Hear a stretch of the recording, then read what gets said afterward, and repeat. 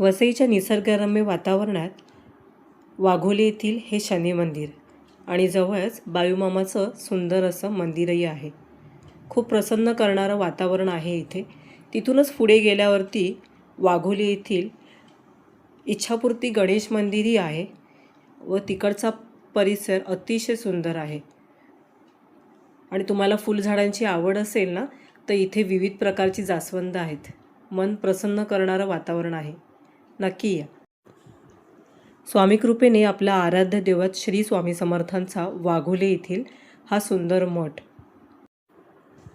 स्वामी समर्थांचा हा मठ अतिशय प्रशस्त आहे. इथे नामस्मरण, भजन, कीर्तन असे विविध कार्यक्रम आयोजित केलेले असतात.